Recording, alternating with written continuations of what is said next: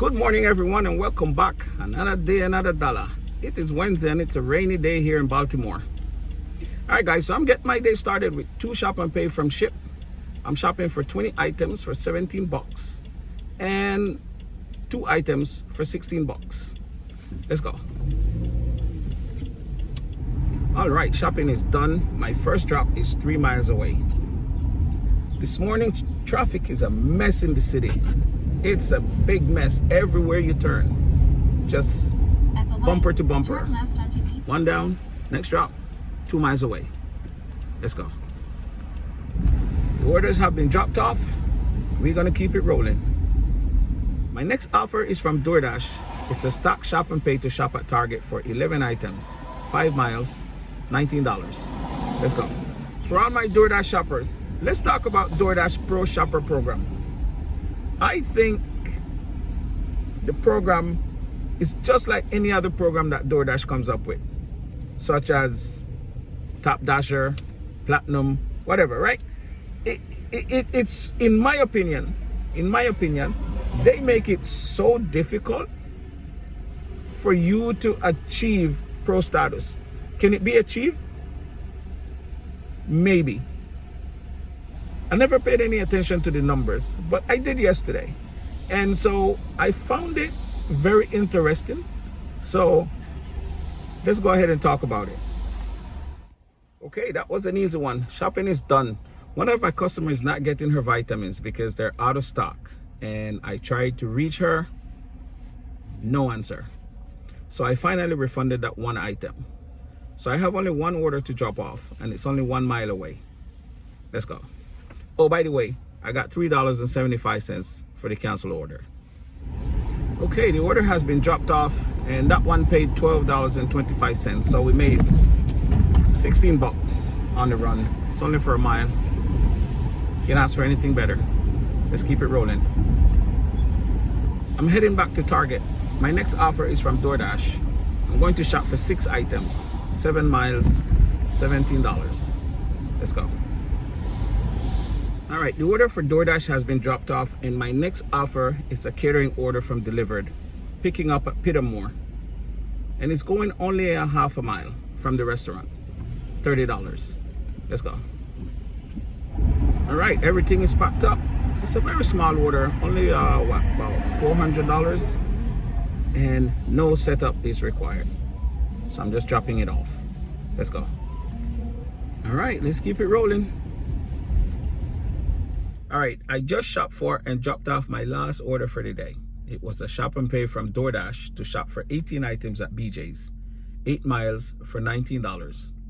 I took it because it's my last order for the day and it brought me home. However, for some reason, after I accepted the offer, I had instant regret.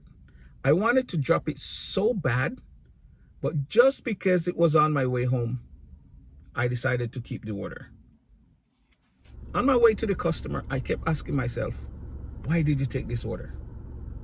I have no idea why, but I just kept asking myself why I took the order. Well, I know now. Here it is. It was just a gut feeling. 0 tip. It's been a while since I hit that down arrow to see if a customer tip or not, to avoid the same thing. But for some reason today I had to hit that down arrow. 0 tip. And it was a heavy order. Even though it was only 18 items. You guys know the boxes are very big at BJ's and Costco and those places. I had a shop and pay yesterday with ubereats. And the guy tipped me $1. So I don't know which is worse, this or the $1 from yesterday. Anyways, let's talk about what it takes to be a pro shopper with DoorDash. I want you to pay close attention with me now, okay? All right, these are my stats. It says I have lifetime shopping orders, 1,502. Items that were wrong or missing, 0%. Items with quality issues, 0%.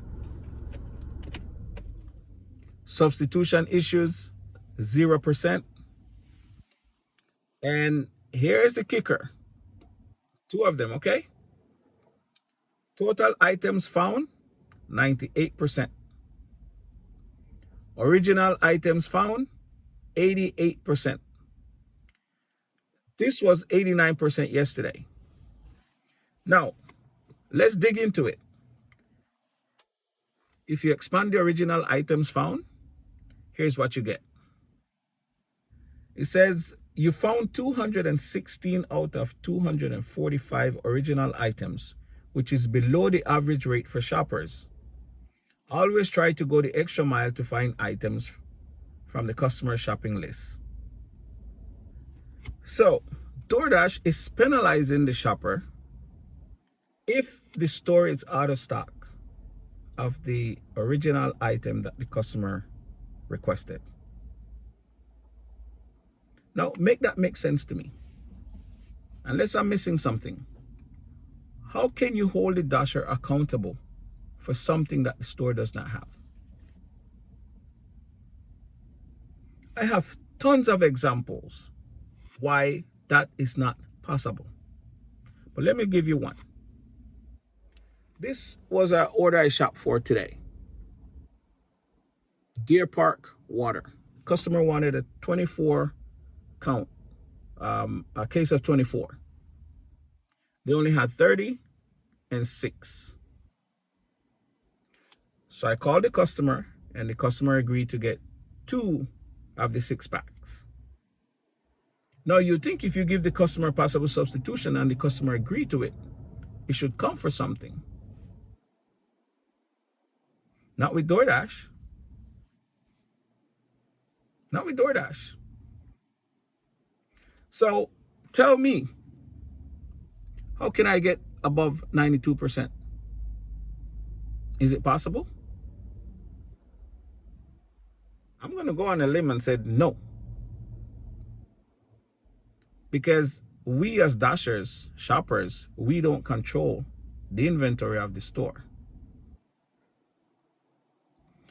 Let's dive into the other one. Total items found. I'm at 98%. It says I need to be above 99% to be a pro shopper. And it says you've picked 241 out of 246 total items, which means you're on the right track. A little more improvement and you can be one of the best shoppers in your area. Total items found include all original items and substitutions. Always try to find a customer original requested item or an approved accepted substitution.